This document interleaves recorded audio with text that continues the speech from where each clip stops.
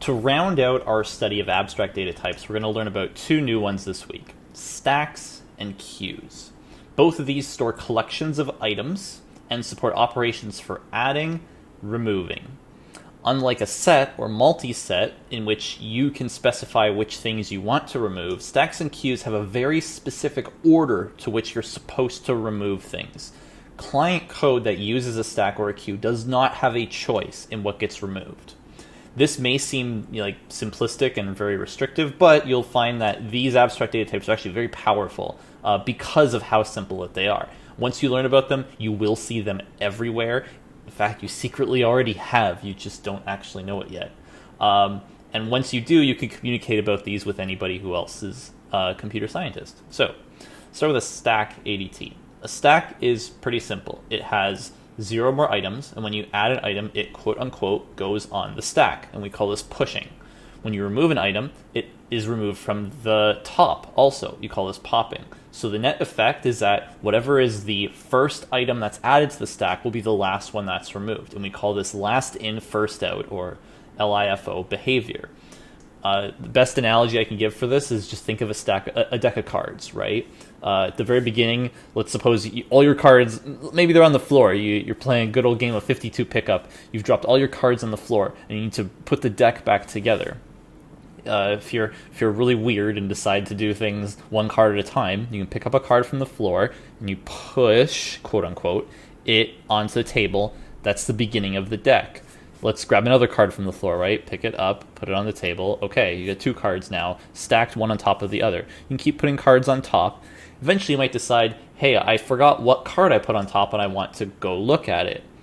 If you do, you're always going to take the top card. So when you pop, quote unquote, from the stack, you always go put your hand on the deck, pick up the top card, and pull it off the top. So, to summarize, a stack is a collection of items. The operations are, is it empty? Seems pretty simple. Adding an item, pushing, or removing the most recently added item, which is popping. So in code, it looks like this. We got a stack, last in, first out. Initialization, we don't have to do anything because initially, well, actually, we will need to do something. But right now, we're just looking at the documentation. So we need to initialize a new empty stack. We need a method to tell us if something is empty. So if we build a new one, it should be empty. If we add something, it should no longer be empty. Pushing to add a new element to the stack, and popping to remove and return the top element. You want to do both of these things so that you don't just delete data, which is usually not a great idea. So in general, you remove the data from the stack and also return it so you can operate on whatever data that was. At this point in 148, you can probably picture implementing this with a list. And you can be then wondering, okay, which end of the list is the top, quote unquote, of the stack? But this doesn't really matter when you're using the ADT. You're much better off thinking of a pile of objects stack up, like a deck of cards. When you're the client of a stack, you don't need to know how it actually is implemented. You don't care if it's the left or the right that is the quote unquote top. You just care that when you push things, the next time you pop, it's whatever was most recently pushed. The reduction in thinking about this is why this is so useful. You don't have to care about little nitty-gritty implementation details. You just need to know stack, push things, they go on top, pop things, they come from the top. Another important abstract data type is a queue.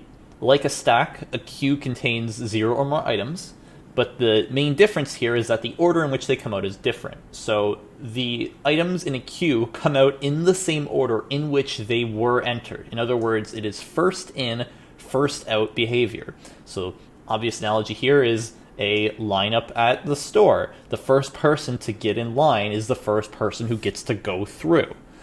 You don't suddenly take the person who most recently arrived and let them cash out all their items first. That would be very silly, and someone would probably be sitting there for a long time wondering why they don't get to move. And in Britain, I'm pretty sure they just call that a queue, so it's somewhat self-explanatory. Now, we are going to use slightly different terminology to talk about adding or removing items from a queue compared to a stack. Adding the item to a queue instead of pushing, we're going to call that NQ. And removing an item is DQ. NQ, put it in, DQ, take it out. So just like a stack, it's a collection of items. The operations are, is it empty? Adding an item, which is NQing, removing the least recently added item, which is DQing. In other words, removing the oldest item that's in there. Now, let's implement the stack ADT with the list. Now, here we've chosen to use the end of the list to represent the top of the stack, but there are definitely other ways you could do it.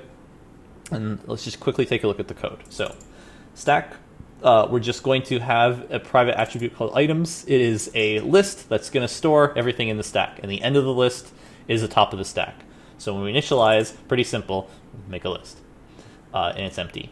Is empty is pretty simple. Is our list empty? If so, great, then it's empty. Otherwise, it's not. Push, we can do this in one operation. You append. Okay, great. Pop, also pretty straightforward. You pop. Conveniently, Python actually has all this functionality for you. But bear in mind that what does it mean to pop something from a stack? You're taking the quote-unquote top item, which happens to be the one that was most recently appended. So list.pop goes into the list, finds the last element of the list, and says, hey, that one, remove it from the list, return it. Well, that's exactly what we want our pop to do for our stack, so that's how it works. So let's actually just run like a quick test of this. Just sanity check, make sure this thing actually does what we want it to do, right? Okay, I'm gonna just strip this out because Python tutor complains all the time about it. And let's just do this, right? So S, remake a new stack. Let's see what happens if it's if I build a new stack and try to see if it's empty. So I guess we'll just do this. And we'll print that out. We'll push something to it. Let's push hello, push goodbye, pop, and we'll print that out. Presumably this should print goodbye like our documentation tells us. And just for funsies, we'll check to see if it's empty at this point, which it shouldn't be anymore, right? This is like kind of a basic sanity check, but this is by no means comprehensive testing of does our stack work. For example, if I really wanted to make sure my thing works correctly, another test I might need to do is, build a new stack, try to pop something right away. Well, what's going to happen? This might give me an error. I don't really know because I didn't plan for that eventuality. Right now, we're just doing some of the basics of making sure this will work. So make a stack. Let's see if it's empty. We'll push hello. We'll push goodbye. We'll try to pop from it, and presumably it should give us goodbye. And then we'll see if it's empty. Let's give it a shot. Okay, boom. Okay. And I messed up because any is not defined. All right, let's debug this. We're gonna do this live because why not? Any is not defined. Oh, this is let's try removing any. I think this might just be a case of you might need to either be using a more recent version of Python. I'm using a old one which may not support the word any, or there might be a library I need to pull in which I don't happen to know right this very second what library that is. So I'm just gonna say, you know what, we're gonna remove the type description here just to get it to run. Okay, it looks like it actually is running this time. So welcome to debugging with Mike. Okay. So, we got a stack class. Initializes, is empty, can pop and push. All right, let's make a stack. Here is our stack. It's going to have a list of items. There are no items there. So, here's our stack. It's called S. And it gives us our stack here that has an empty list of items. Okay, cool. Let's print if it's empty. We should see that it is. So, is that the case? Well, it says true, so true, hooray, makes sense. Let's push hello. So we append to our list, hello, okay, cool. push goodbye. Great, our list now has hello, then goodbye. just like a stack, you can, so in your head, you probably will want to take this list here, rotate it 90 degrees. 90 degrees? I can't tell directions with the camera. So that hello is on the bottom, goodbye is on the top, because our next operation is going to be pop. When we pop, we want to take from the top. This is our current top, most recently thing that was added to our stack. So let's pop. We go in here, we want to return this and remove it. So now our list does not have goodbye in it, it just has hello, and we are returning goodbye so that it gets printed. Goodbye. Is our stack empty anymore? I would say probably not. False. So it is no longer empty. Great, everything seems to work, just as desired. Now, abstraction is really powerful. There's a big reason that we teach you this kind of stuff.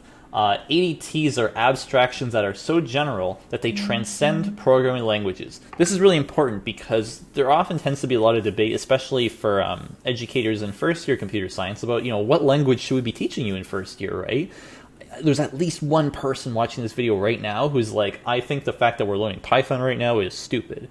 And you are fine to have your opinion, but the whole point of what we're trying to teach you here is that some of these concepts are independent of the fact that we're doing Python in this course.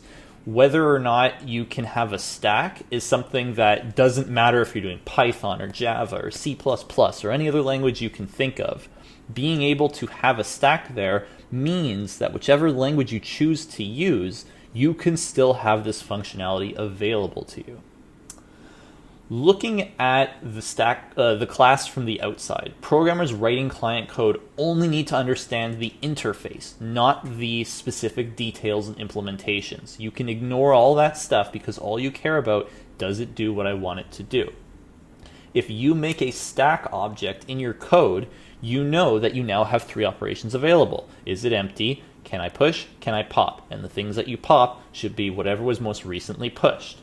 This means you don't have to think anymore about, oh, what's the list look like? Is it going to blah, blah, blah. You don't care. All that matters is you know what a stack is, whatever language you're working in, whether it's Python or not. And because you know what a stack is, you can expect specific behavior to always be there. When you push things, they get added. When you pop things, they come off in the last in, first out order. Looking at the class from the inside, implementers have complete freedom to change implementation details without affecting client code. So for example, you could potentially make it so, maybe it turns out that a list is not the best way to do it. Maybe the list uses too much memory or something like that. This means that you can redesign this code and change the implementation without affecting any of the people who are relying on your stack. They will still see everything that they need working A-OK and perfectly, and as the person who implemented the stack, you can worry about the nitty-gritty details of whether or not a list is really the best way to do it. And so this is called plug-out, plug-in compatibility, because you can go in and fix things up without messing up anybody who's relying on what you're doing. So just last quick notes. There's a reason they call it a stack. It's because in this case, it's I think books on a table is probably the origin. Also, a stack of cafeteria trays happens to work okay. Deck of cards usually comes to my mind since I play a fair number of card games. And lastly, with regards to implementation of classes, imagine if every time you wanted to do a string split, you had to think through, how does a string get represented in the computer? How does split work? You'd be wasting so much time thinking about this when you don't care, and you shouldn't care. All that should matter for your purposes as the client of these methods is, what do they do?